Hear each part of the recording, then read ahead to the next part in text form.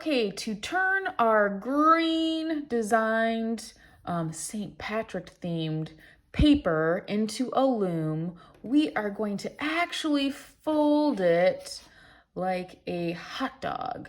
Usually when we fold paper and we cut a loom in the past, we folded it this way, but for this one, we are going to fold it the hot dog direction. So you're gonna have your green design on the inside. Do your best to line up those corners. Hold it in place as you press it down to the edges. All right, and then with your paper ruler here, there it is. You are going to first, oh, it's just a little bit short.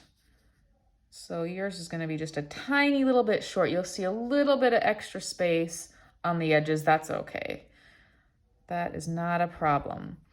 I'm going to hold it this way because when I use a ruler and I draw my line, it's easier for me if I hold my pencil against the ruler and pull it toward me. See how my pencil slants down? I kind of lay my hand on the paper and my pencil is tilted back and I just pull that line, that pencil toward me.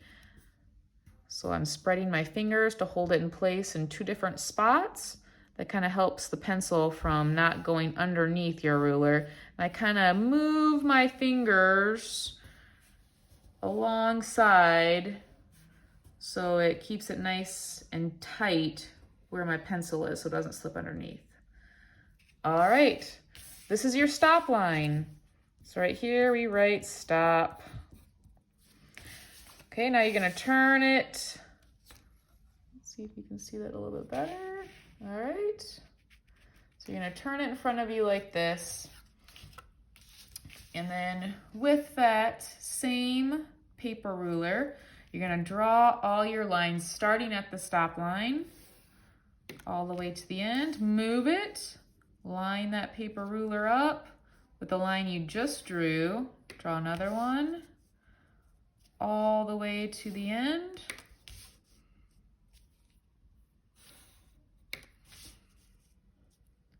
Again, see how my pencil is tilted? So it just glides right alongside my paper ruler without, and I'm not pushing down really hard, just lightly gliding alongside of it.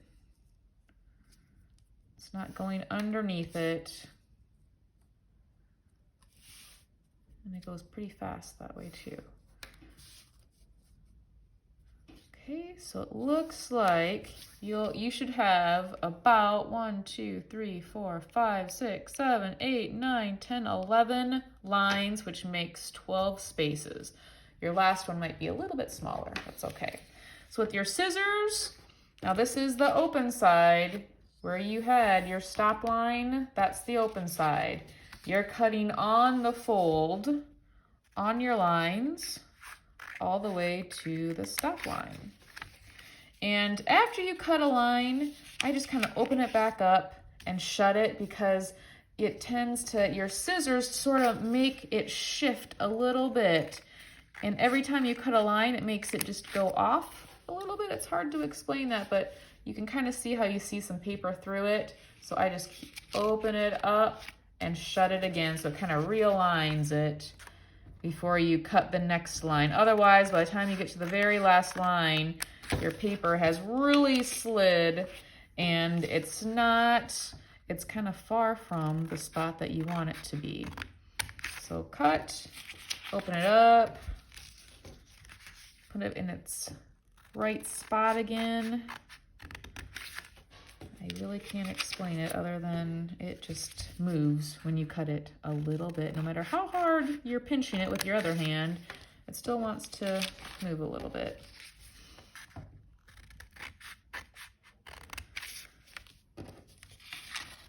Lift it up.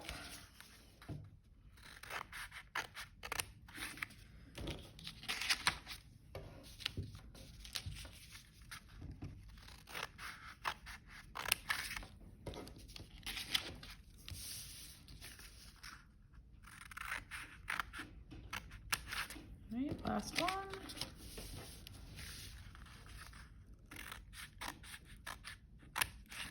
Okay, there's your loom. We just cut the warp pieces of our loom. Zoom that back out a little bit. Okay, so now we're ready to start weaving the weft. Remember, we're weaving left to right. Weft rhymes with left. These are the weft. We just cut the warp. We just created a loom on our green design. Okay, to start, doesn't matter what side you want to start on, and it doesn't matter if you start over or under. The first strip does not matter how you start. But you know, in weaving, you go, if you start under, your next step is going over. Under, over, under, over. Every other one. All the way through. Pull it till it's right to the edge of that paper, and then you want to scoot it all the way back. You shouldn't see any paper hanging off the edge. Okay, so that was red because we're making the rainbow on our green St. Patrick's Day design, abstract design, whatever it is you made. We're weaving the rainbow on it. So next comes orange. Now I went under here. I don't see my strip. I know I went under, so that means this one is opposite.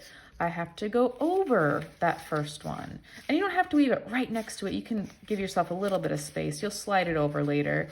But every other one again, and you should already see a checkerboard happening where the squares, the colored squares, are just touching the corners. If you don't see that, then you need to pull it out and try again and make sure that it's the opposite of how you started, and make sure you're only going over and under one at a time.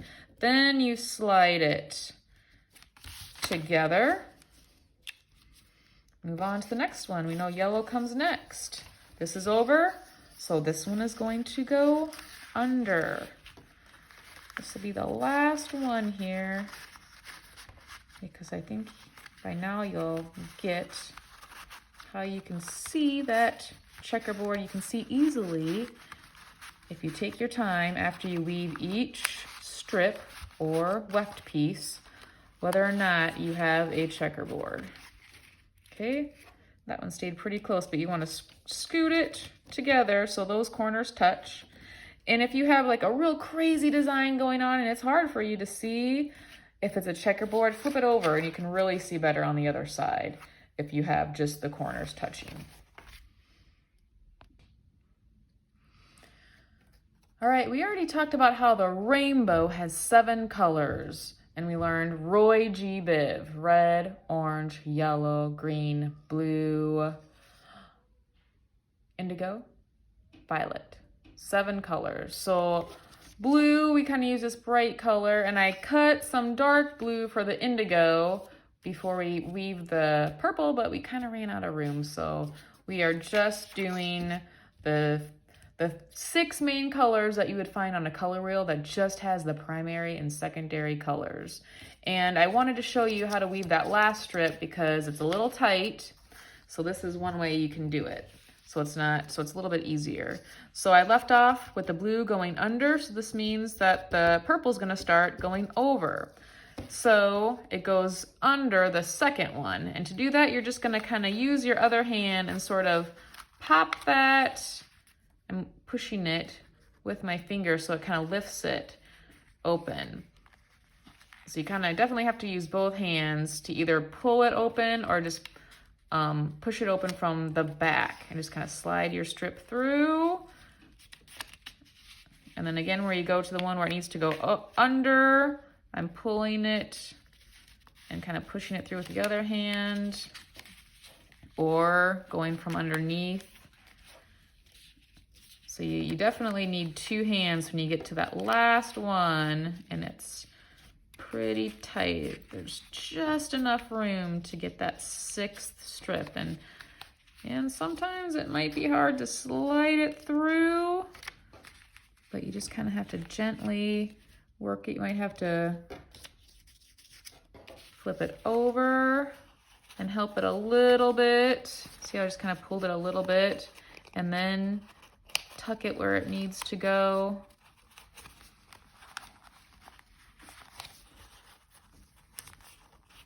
This looks like it's gonna get trickier as you almost get to the edge, but don't get frustrated and try to rush. That's when the paper rips and then it gets harder and you're getting frustrated. So you see how you just kind of have to really work it, either pushing it or lifting it until you get to the end. There you go. Slide it so it's tight. Make sure the ends are right to the edge, so you don't have one hanging off the edge. They should be flush, which means even. It's the same, it should be pretty close to the same length, your paper strips and your loom. And then that's when you lift up those little doors, whatever door you can lift up. You put a dot there and then close it. Lift it up, put a dot, close it, lift it up. Do the same on this side. Lift it up, lift it up. And then and it's just a little dot. You're not done until you flip it over. And there you can really see that nice rainbow weaving, and do it again.